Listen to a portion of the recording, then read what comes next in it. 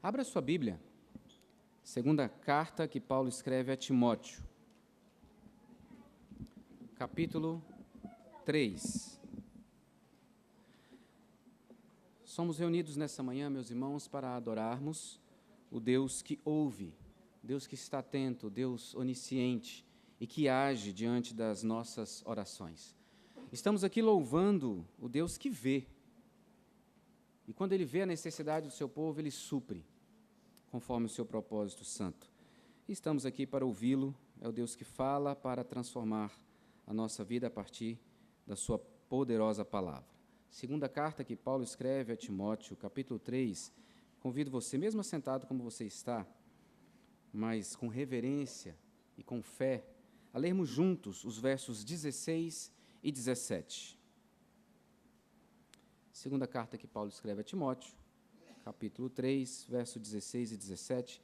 Vamos ler todos juntos? Diz assim a palavra do Senhor. Toda a Escritura é inspirada por Deus e útil para o ensino, para a repreensão, para a correção, para a educação na justiça, a fim de que o homem de Deus seja perfeito e perfeitamente habilitado para toda boa obra. Amém. Celebramos os 500 anos da Reforma Protestante, louvando, adorando o nosso Deus pelo seu cuidado com a sua igreja. Oramos para que continuemos sempre experimentando esta reforma, sendo capacitados assim a cumprir a missão que Deus confiou a cada um de nós como igreja, de levarmos ao mundo, proclamarmos o Evangelho, para que o povo a quem Ele escolheu seja de fato resgatado, possa ouvir a mensagem do Evangelho, crer em Cristo e confessá-lo como Senhor e Salvador. A Reforma Protestante trouxe para nós ênfases importantes e alguns pilares que nós chamamos de solas. Sola Scriptura, solus Christus, sola gratia, sola fide, soli Deo gloria. O grande lema que marcou a reforma, e perdura até hoje e deve ser resgatado por mim e por você, Ecclesia reformata et, semper reformanda est. Ou seja, igreja reformada sempre se reformando. Não podemos perder isso de vista. O legado da reforma é que devemos crer e viver a partir desses cinco pilares, sem perder de vista, meus irmãos, que precisamos de uma contínua renovação. Esses 5 pilares fundamentais para a saúde da igreja norteiam aquilo que significa o meu e o seu reformar continuamente, renovar continuamente, olhando para esses pilares. Nosso propósito nessa manhã, esse dia que é separado para nós adorarmos a Deus, e especificamente o 29 de outubro, onde nós queremos celebrar, agradecer a Deus pelos 500 anos da Reforma, primeiro, nós ouvirmos acerca dessa definição desses 5 solas, olharmos para a definição bíblica e uma aplicação pessoal, particular, para cada um de nós. Sola Scriptura é o primeiro. Nós lemos aqui nesse texto e vemos como que Paulo ensina um jovem pastor, Timóteo, e é claro, a igreja que leu, que ouviu essas verdades, e a mim e a você, como que a palavra de Deus, de fato, tem um propósito específico de transformar a minha e a sua vida. Ela é útil para o ensino, ela é útil para a repreensão, ela é útil para a correção, ou seja, ela tem uma utilidade intencional de nos educar na justiça, com o propósito que nós sejamos transformados e capacitados para vivermos para Deus. Sola Escritura é o fundamento da fé cristã. É a grande marca que deu à reforma o seu princípio regulador, porque tudo vai nascer, tudo vai gerar, tudo vai ser aplicado na vida do povo de Deus a partir do sola Escritura. Meus irmãos, trata-se da verdade que somente a Bíblia é a única regra de fé e prática para mim e para você. Só ela é completa, só ela é perfeita, autoritativa, inerrante e inspirada pelo Espírito Santo. Tudo que você precisa saber sobre a sua vida, o que Deus fez, o que Deus está fazendo, o que Ele tem de propósito para você, está revelado nas Sagradas Escrituras. Somente a Escritura é o princípio que considera a Bíblia como infalível palavra de Deus. Ela cumpre os seus propósitos. Ela não apenas te ensina, mas ela transforma o seu coração.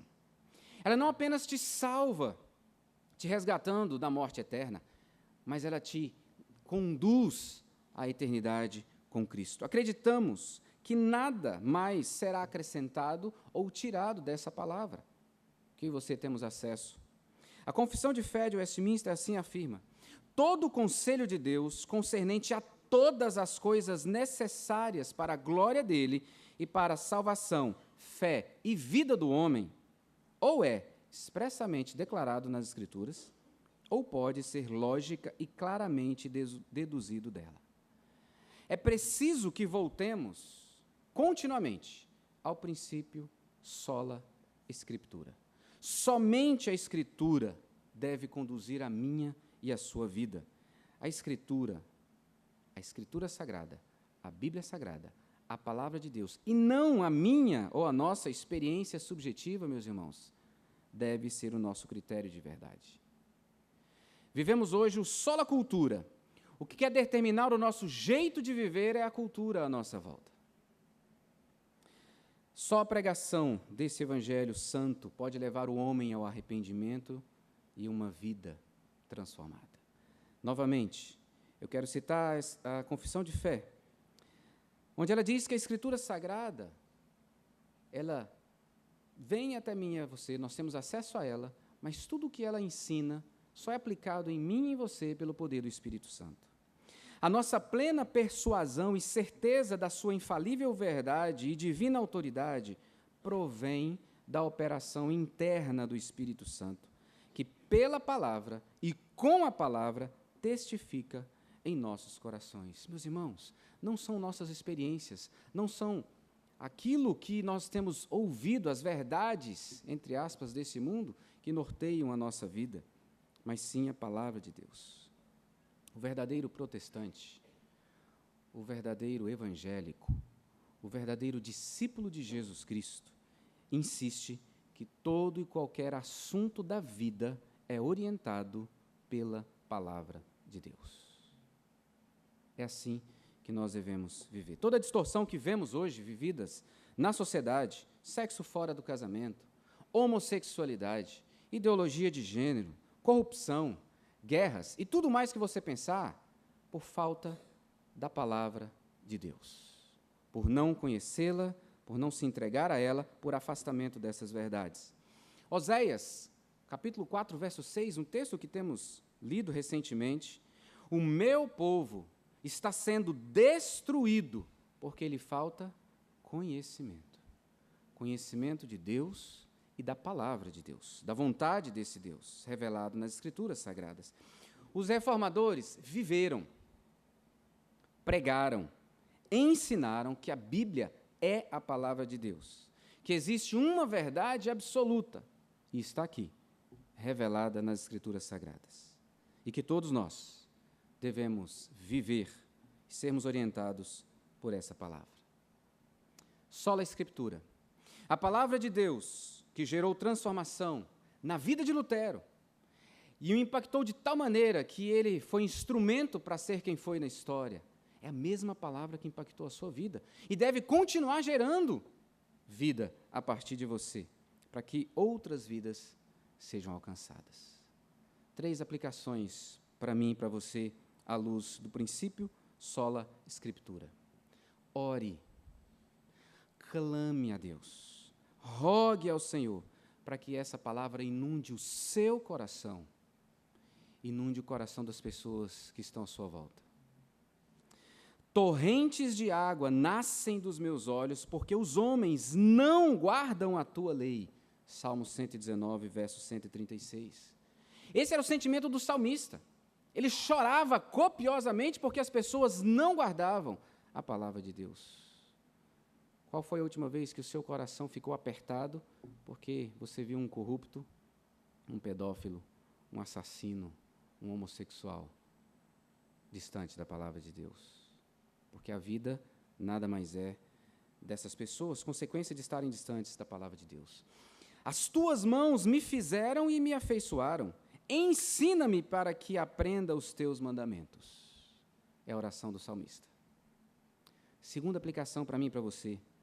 Leia, estude, memorize essa palavra, aplicando-a no seu coração. O salmista também nos ensina. Guardo no coração as tuas palavras. Para quê? Para não pecar contra ti. Meus irmãos, como está a nossa leitura bíblica? Quanto tempo você dedica para ler a palavra de Deus?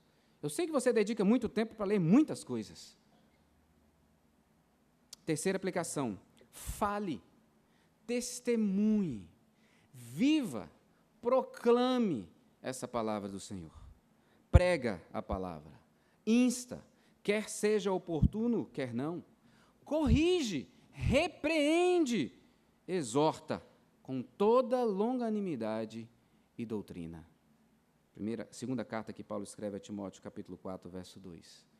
Você tem nas mãos, no coração, na mente, poder para mudar esse mundo, para proclamar as verdades e o Espírito Santo poder atuar, porque é assim que a Bíblia nos ensina.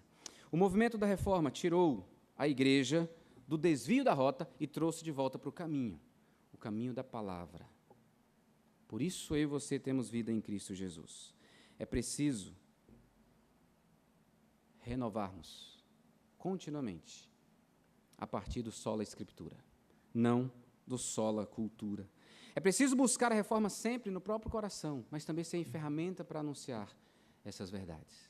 Sola Escritura, o primeiro princípio da reforma, que impactou a vida de Lutero e seguiu impactando a vida de tantos homens e mulheres ao longo da história, chegou a mim e a você. Sola Escritura. Celebrar a reforma protestante é ser convidado para caminhar como igreja, seguro, firme na palavra de Deus.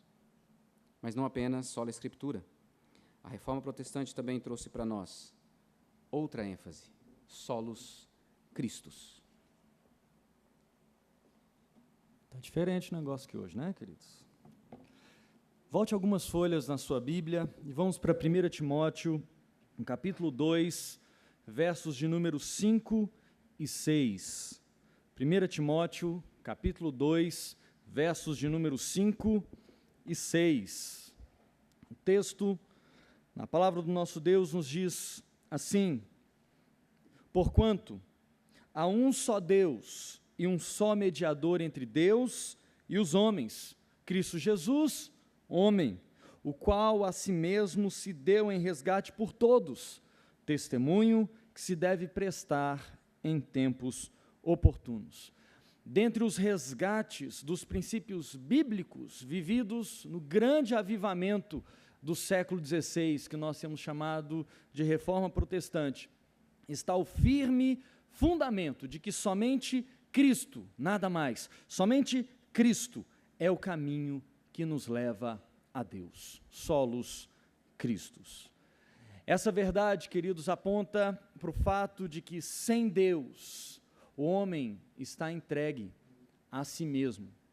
Sem Deus, o homem está entregue à sua própria sorte, às suas paixões e às suas tentativas de chegar até Deus. Tentativas essas que são frustradas. Tentar alcançar a Deus por seus próprios esforços, por seus próprios méritos, pelo nosso próprio empenho, tem nos levado, homens e mulheres, ao erro, ao longo de toda a história da humanidade.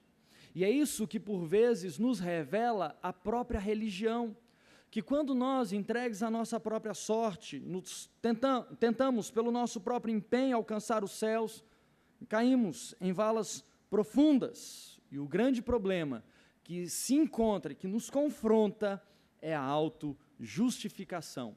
Vamos nos autojustificando pelos nossos próprios erros, vamos encontrando desculpas que explicam por que não somos aquilo que deveríamos ser, quando de fato bastaria o reconhecimento de que, de fato, envoltos pelo pecado, não somos mesmo aquilo que deveríamos ser, e por isso mesmo precisamos nos encontrar somente em Cristo. Foi esse problema da autojustificação, do zelo religioso, transformando os homens em senhores de si mesmos, que levou a humanidade às inúmeras atrocidades e aos abusos que foram feitos ao longo da história em nome de Deus.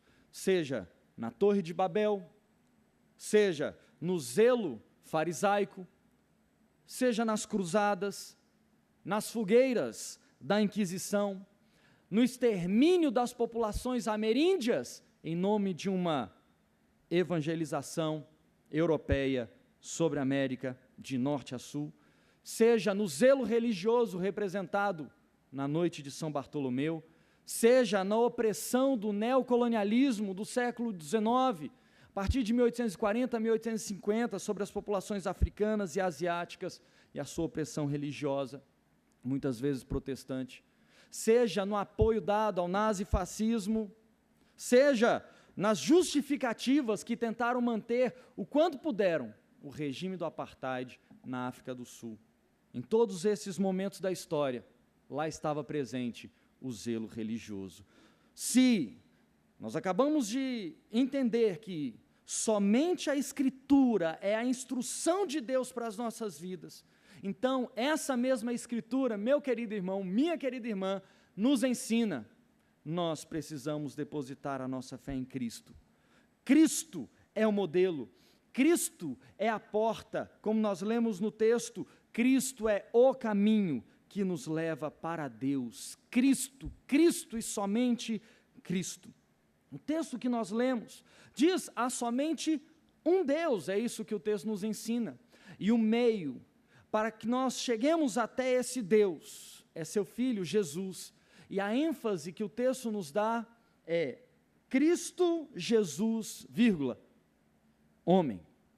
É Deus encarnado que sabe o que é sofrer, sabe o que é ser rejeitado, sabe o que é padecer. Ele sabe o que é ser tentado, sem nunca ter caído em tentação.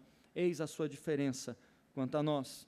Cristo, Ele mesmo, se entregou para nos religar a Deus, o qual a si mesmo, verso de número 6, se deu em resgate por todos.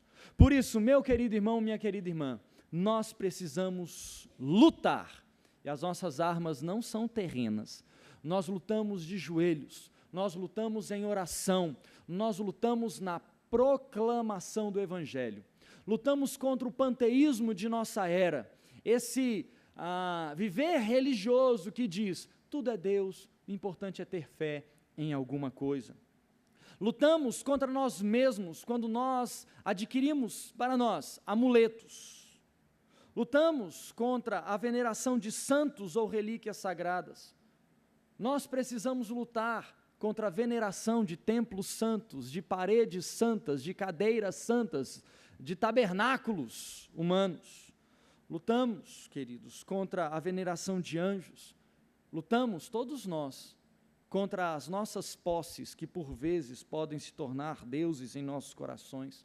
Precisamos lutar para que os nossos bons relacionamentos, seja o marido, mulher, com os filhos, sejam as boas amizades, não tomem o lugar que é somente de Cristo no nosso coração. Lutamos para não termos escoras para a nossa fé. Queridos, não aceitamos líderes com poderes especiais, somos todos nós, crentes em Jesus, todos nós, ovelhas do nosso Deus. A fé pessoal, desvinculada da revelação bíblica, pode nos levar a todos esses erros.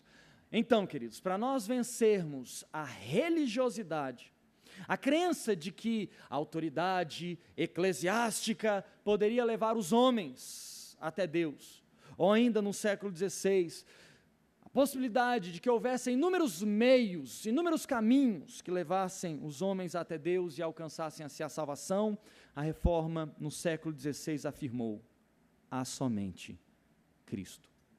Sem Deus, o homem nada tem. Sem Deus, o homem nada, absolutamente nada, pode adquirir e conseguir. Mas em Cristo, somos, enfim, nova criatura. Em Cristo, recebemos a nova vida.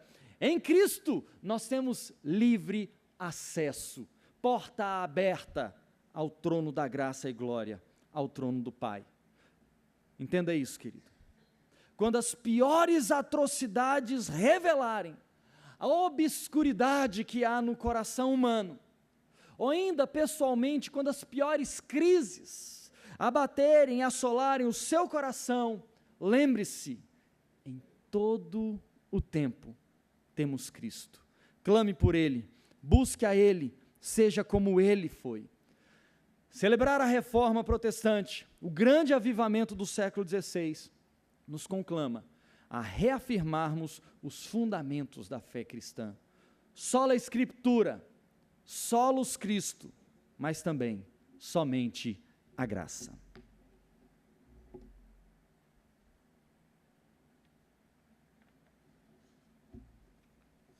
Amém. A graça e a paz do nosso Senhor Jesus Cristo. Esse é um tema, para mim, dos mais estimulantes. Solamente a graça. Sola gratia, somente a graça. Mas estimulante porque nós precisamos dela a cada momento. Para eu estar aqui, na frente de vocês, preciso da graça do Senhor. Para vocês estarem aqui nessa manhã, vocês precisam da graça do Senhor. Para ouvirmos essas mensagens maravilhosas da Palavra de Deus, precisamos da graça do Senhor. Esse é um dos temas da Reforma, sola gratia. Um dos temas que querem dizer somente pela graça, ou seja, nós somos salvos somente pela graça do nosso Senhor Jesus Cristo. Não é por obras, não é por mérito, não é porque há nada de bom em nós, mas somente pela graça do Senhor. E os reformadores entenderam isso, entenderam a importância da graça de Deus através do ensino bíblico da palavra de Deus sobre a salvação. Queria que você abrisse sua Bíblia no segundo livro de Samuel, capítulo 9, versos 7 e 8. 2 Samuel 9, 7 e 8.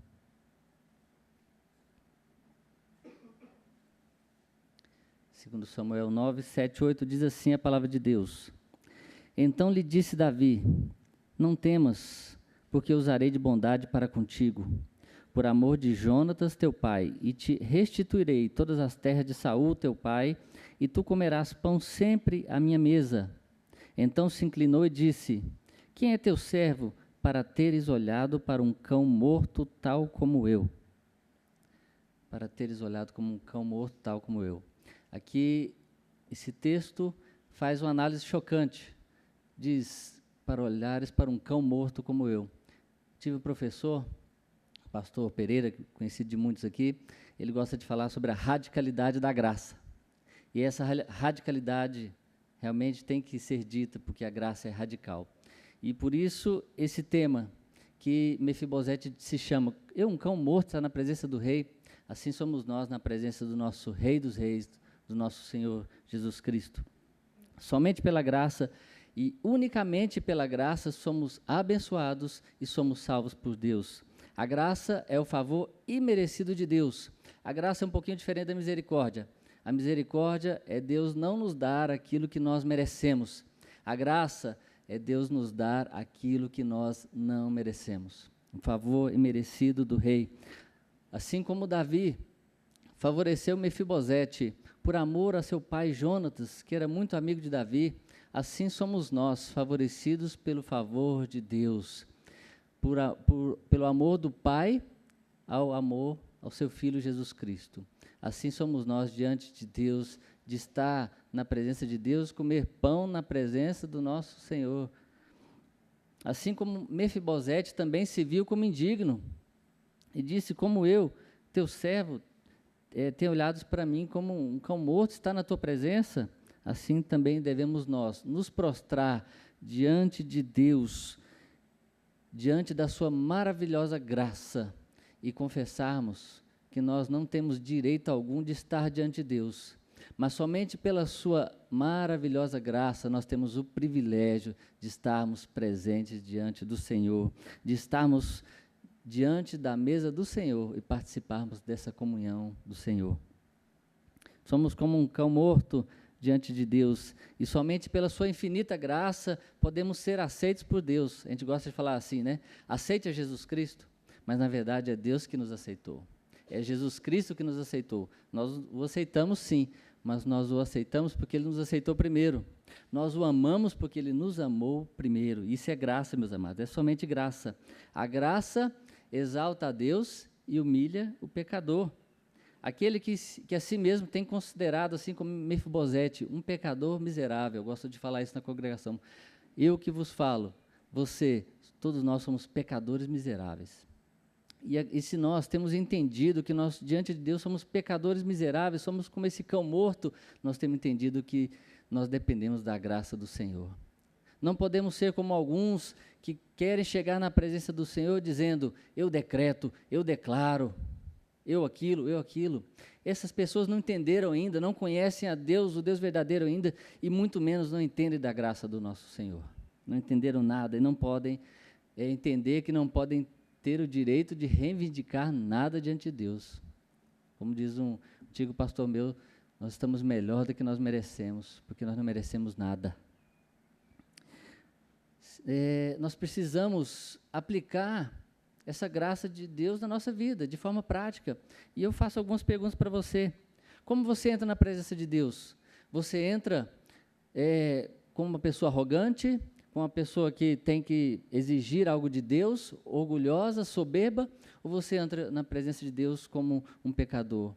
Alguém humilde e que sabe que depende exclusivamente e desesperadamente da graça do nosso Deus.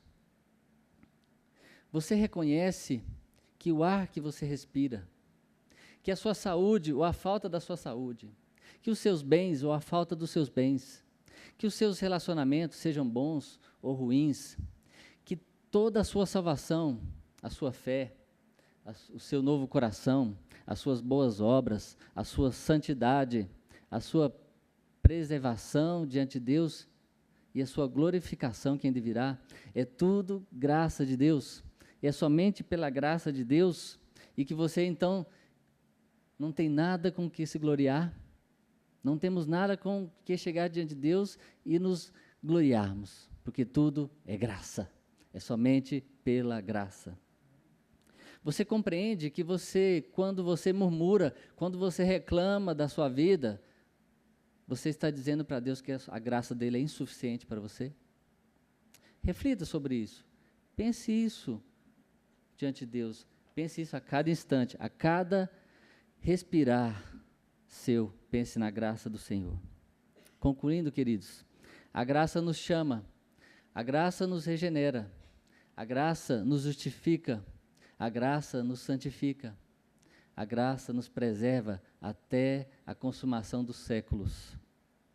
Precisamos da graça de Deus e somente pela sua graça podemos ser perdoados, podemos nos converter a Deus, podemos ter o nosso coração corrupto curado e podemos ter força para enfrentar os problemas e as dificuldades do dia a dia.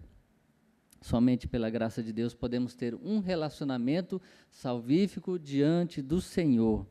Somente pela graça de Deus somos chamados à conversão, à santidade, somos chamados para servir e podemos servir a Deus e dar glória a Deus, e também sofrer com Cristo Jesus, somente pela graça. A graça soberana destrói o nosso orgulho, a graça nos humilha, a graça nos envergonha. Nós queremos ser o sujeito e não o objeto da salvação. Queremos ser ativos e não passivos nesse processo. E nós temos que entender que nós não participamos desse processo. Estamos mortos em nossos delitos e pecados. E é a ação de Deus graciosa que nos resgata, que nos dá vida e nos faz viver em pé diante do Senhor. Por nossa natureza, nós nos rebelamos contra a graça de Deus. Nós não entendemos ou não compreendemos ou não gostamos, ou nos sentimos humilhados diante dessa graça, mas Deus sabe como quebrar isso em nós, sabe destruir e nos fazer amigo dessa maravilhosa doutrina. Quando Deus ensina aos pecadores que o nosso íntimo é corrompido, a graça soberana se torna a mais estimulante das doutrinas, e a nossa fé se torna mais saudável, porque nós sabemos que mesmo que nós caímos, mesmo que nós pecarmos, nós sabemos que Deus está lá para nos levantar e nos manter de pé diante dele. Se você, aqui nessa manhã, ainda não conhece essa graça do nosso Senhor Jesus Cristo, eu lhe afirmo que não importa o seu passado, não importa os seus pecados, por mais graves que sejam, saiba que Deus o perdoa somente pela graça. Não pelo que você fez ou deixou de fazer, mas nós somos perdoados somente pela graça que há em nosso Senhor Jesus Cristo Jesus. Amém? E vejamos agora o que a Reforma tem a nos dizer sobre sola fide.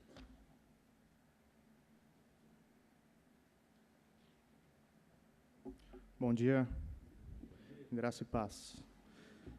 Me coube o sola fide, esse pilar também da Reforma, esse slogan, sola fide, ele é tão fundamental para a igreja que Martim Lutero afirmou que esse é o artigo pelo qual a igreja cai ou se mantém de pé. Sola fide significa somente a fé ou pela fé somente.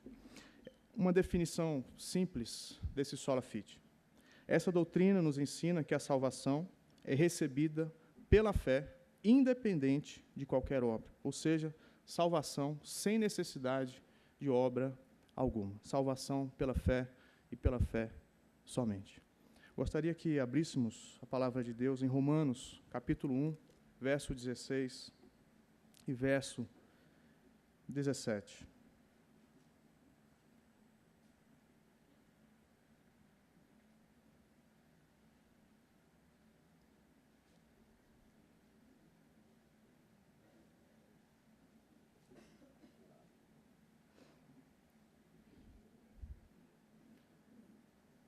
Romanos, capítulo 1, verso 16 e 17.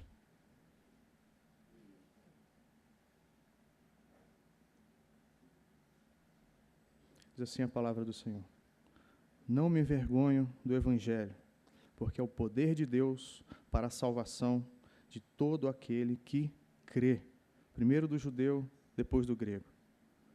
Porque no Evangelho é revelada a justiça de Deus, uma justiça que do princípio ao fim é pela fé. Como está escrito, o justo viverá pela fé. Dentre os vários textos que nós encontramos essa verdade bíblica, eu escolhi esse, pois foi nesse mesmo texto que Lutero foi impactado. Essa frase, o justo viverá pela fé, martelou a cabeça de Lutero dias e noites, até que ele se viu justo diante de Deus, até que ele creu em Deus, creu em Jesus Cristo, e ele entendeu que ele tinha sido perdoado, que ele tinha sido salvo pela graça do nosso Senhor Jesus Cristo. O justo viverá pela fé. Salvação somente pela fé. Essa doutrina nos ensina a depositar a nossa fé em Cristo, a não confiar em nós mesmos. Somos pecadores. A palavra de Deus nos ensina que maldito é o homem que confia no homem. Sola fide. Nós depositamos a nossa fé em Cristo.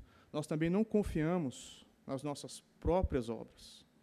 Nós depositamos a nossa fé na obra de Cristo, naquilo que Cristo fez e não naquilo que nós fizemos. O cristianismo é uma religião, ou é a verdade que difere das outras, pois as outras religiões, as outras falsas verdades, vão dizer para nós, façam isso e você será salvo.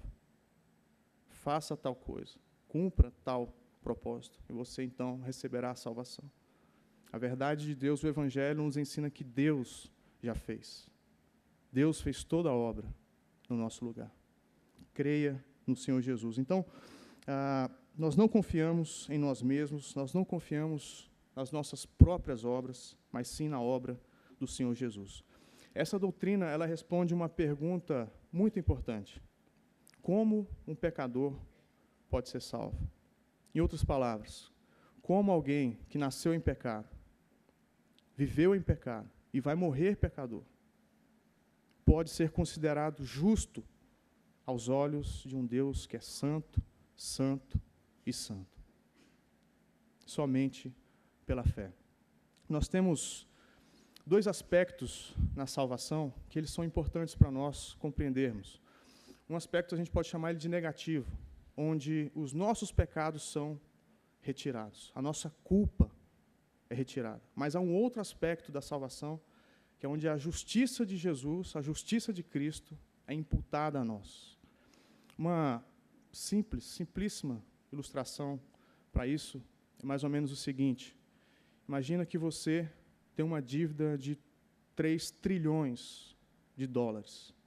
Você não consegue pagar isso. Você nunca conseguirá pagar isso, nem por toda a sua vida. E aí Deus, então, cancela essa dívida. Sua conta foi zerada, sua dívida foi totalmente cancelada. Você não deve mais nada. Essa é a parte onde os nossos pecados foram apagados, foram retirados. Mas a salvação, a justificação não é somente isso. Deus também deposita em nossa conta. Deus deposita a justiça de Cristo em nós. Então, aos olhos de Deus, nós somos justos. Aos olhos de Deus, nós somos tão justos quanto Cristo. Isso é difícil de entender, porque nós sempre olhamos para nós mesmos. Mas quando depositamos a nossa fé em Jesus Cristo, nós percebemos que é nele, nós somos revestidos dele, que Deus olha para você e não vê somente você. Ele vê o Filho dele. Ele não vê os seus pecados, ele vê o sangue de Cristo. Ele não vê as suas obras, ele vê a justiça de Cristo, a obra de Cristo. Então, essa doutrina ela é maravilhosa, ela liberta os corações. Foi isso que aconteceu na Reforma Protestante, há 500 anos atrás, e continua acontecendo ainda hoje. Atos 16, nós encontramos aquele texto famoso, vocês estão abrindo a Bíblia, vocês estão no Sola Escritura, muito bom. Atos 16, o carcereiro pergunta para Paulo e Silas: senhores, o que eu devo fazer para ser salvo? É a resposta maravilhosa de Paulo, Atos 16, 30, é a seguinte: creia no Senhor Jesus e será salvo. Creia e será salvo. Essa é a verdade da Escritura que bate desde o Antigo Testamento e foi ensinada pelos profetas, pelos apóstolos, e deve ser ensinada também pela igreja, por mim e por você. Que você não somente creia nessa verdade, mas que você também proclame que o homem é justificado diante de Deus somente pela fé, que a pessoa é salva pela fé somente, independente de qualquer obra. Uma aplicação para nós. Então, isso tem me marcado, e quando eu descobri essa verdade, isso também foi um bálsamo no meu coração. Que, aos olhos de Deus, eu sou considerado filho. Aos olhos de Deus, eu sou considerado tão justo quanto Cristo, porque Deus não está contemplando a minha justiça, a minha obediência, a minha performance, mas Deus olha para Cristo, olha para aquilo que Ele fez, para a perfeição de Jesus, para a justiça de Cristo. É como se nós fôssemos vestidos de Cristo Jesus, das vestes do Senhor Jesus. Deus, então, olha para nós e vê o próprio Cristo. Deus sente o cheiro de Jesus em nós, e não o nosso pecado, mas Cristo em nós. E nós recebemos isso somente pela fé. Amém? Que Deus nos abençoe.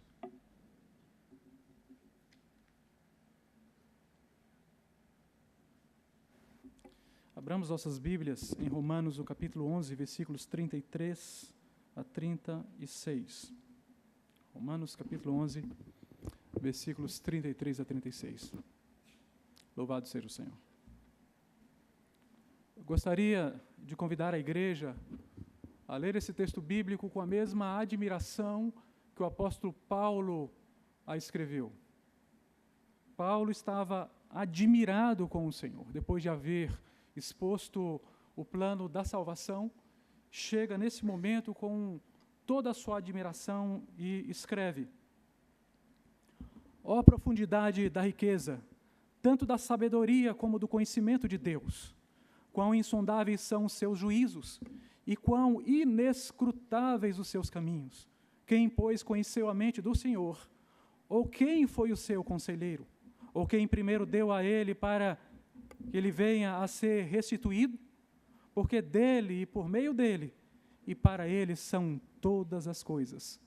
A ele, pois, a glória eternamente. Amém. Louvado seja o Senhor. Nós temos aprendido, por meio da palavra sagrada, que Aprove ao Senhor revelar-se aos seus eleitos para salvá-los. Que a salvação é decorrente da graça somente e por meio da fé somente. E que somente Cristo é o único caminho de retorno à casa do Pai. Diante dessas 4 primeiras verdades, os chamados 4 primeiros solas da Reforma Protestante, é que chegamos ao soli Deo Glória. Entenda, os 4 primeiros solas desarmam completamente o ser humano e o deixa numa condição de total dependência de Deus. O homem não pode salvar-se a si mesmo. Deus é revelado a partir do entendimento desses 4 primeiros fundamentos da fé protestante.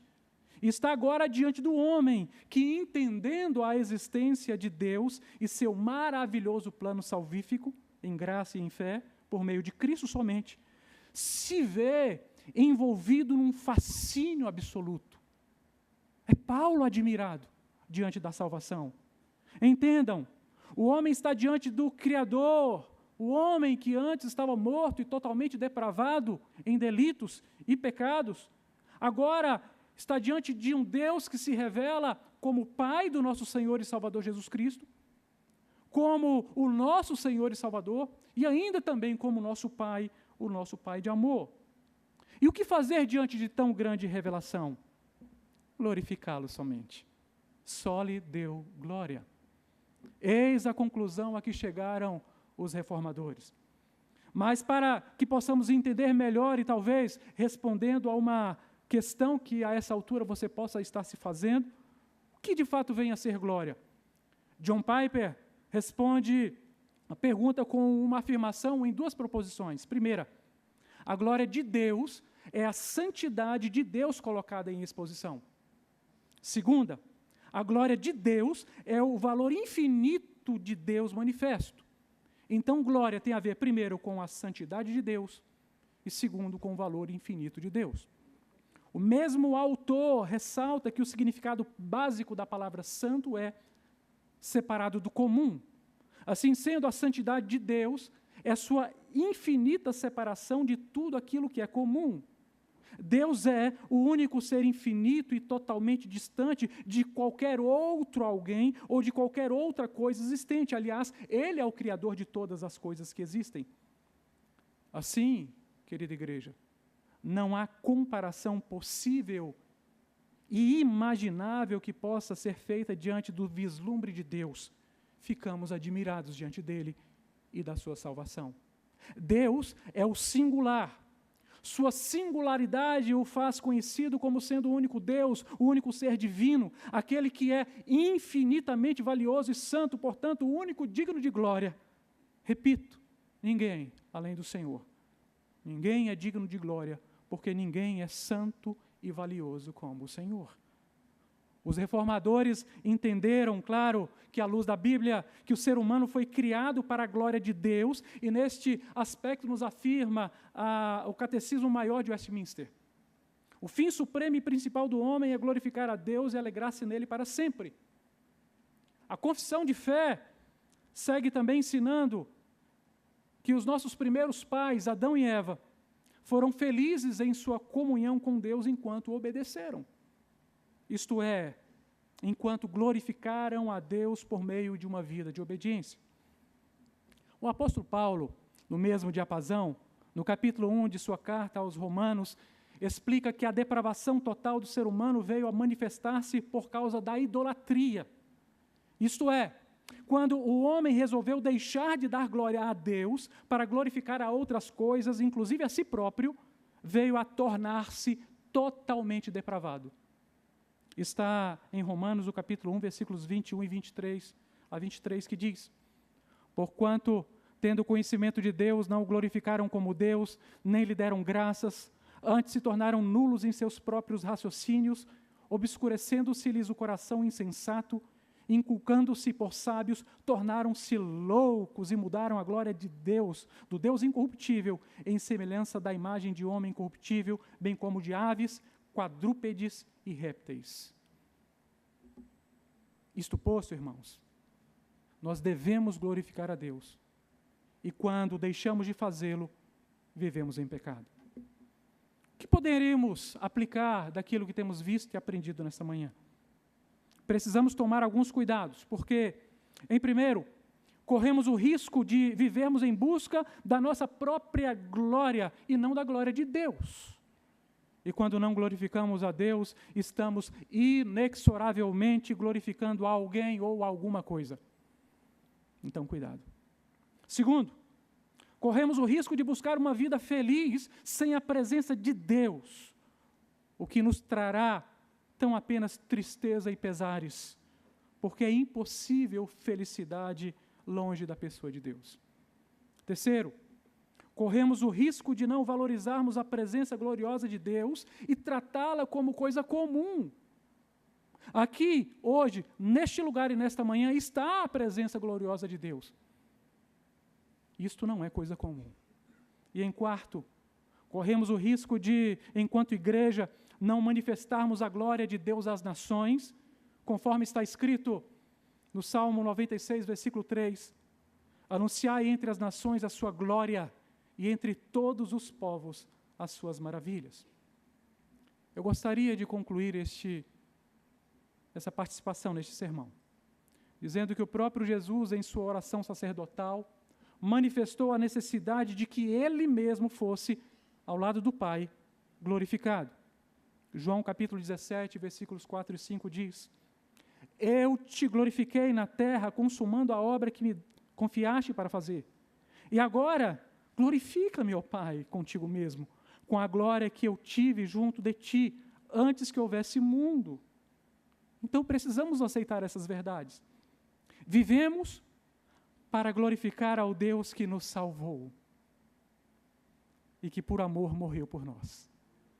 Vivemos para a felicidade nele, porque sem Ele nossa vida seria vazia e sem sentido. Vivemos para nos deslumbrarmos diante da glória de Deus, não da glória dos anjos, nem dos santos do passado, nem dos homens de sucesso do presente, e nem da pseudo-própria glória, porque nunca ninguém jamais possuiu glória alguma, e nunca ninguém jamais a possuirá. Devemos sim estar deslumbrados pela glória do Altíssimo, daquele que diz Isaías, é 3 vezes santo.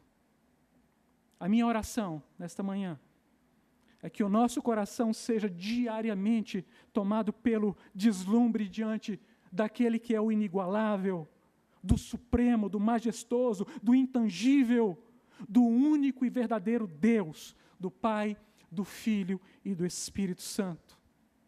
E a minha humilde orientação a você que talvez tenha entrado aqui hoje buscando uma razão para a sua vida, eu vou lá te dizer, meu amigo, não há razão para a vida humana sobre a terra que não seja aquela encontrada no Criador, posto que única. Há porventura alguma pseudo-glória do mundo que o esteja seduzindo? Pois se há, lembre-se que tudo passa, mas a glória de Deus é eterna. Hoje, há esperança para você ao contemplar a glória do Salvador. Seu nome? Jesus de Nazaré. Olhe para Jesus.